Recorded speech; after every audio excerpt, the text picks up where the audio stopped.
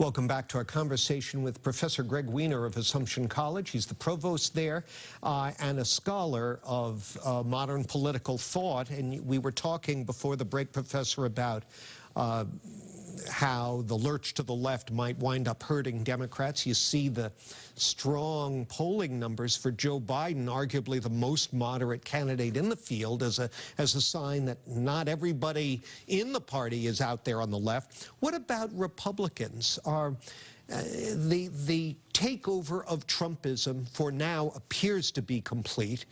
Is there any place at that table for moderate Republicans? And if so, how is it going to be reestablished? There doesn't seem to be a place, and there are, I think, a couple reasons for that. Often the responsibility of governing exerts a moderating force. So typically you would expect to see the party in opposition moving further and further to one extreme or the other. The problem here is the force of Trump's personality, which has so overtaken the Republican Party, which he essentially captured in many ways reversed ideologically in terms of the substance of their ideas. So Trump now commands more support from Republicans than Ronald Reagan did at this point in his presidency. So this has become such a force of personality and such an intense loyalty to Trump that I'm not sure there's room for anything else.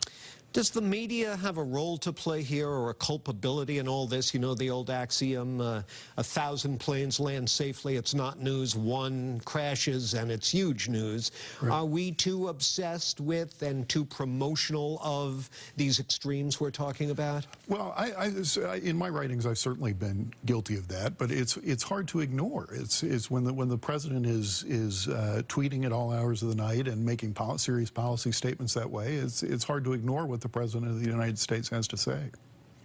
Do you think we're going to go back to quote-unquote normal? Yeah, I suppose if President Trump is reelected, he has no incentive to change his, right, quoting again, abnormal behavior. But if he loses, is that a sign to across the political process that, hey, this just isn't going to work anymore?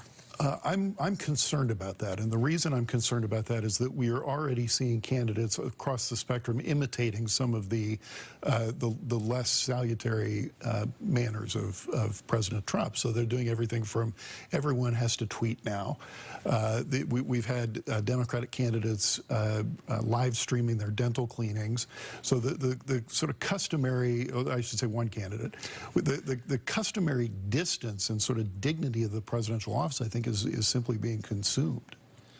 Well, I guess we're all going to have a chance in November of next year to express ourselves about which way we want to go on that. We'll be watching it closely.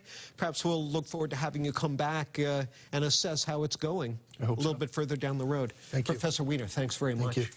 And that's all our time for this morning. I want to wish, again, everyone an enjoyable rest of the holiday weekend. I'm going to turn it back over now to my colleagues for more WBZ News.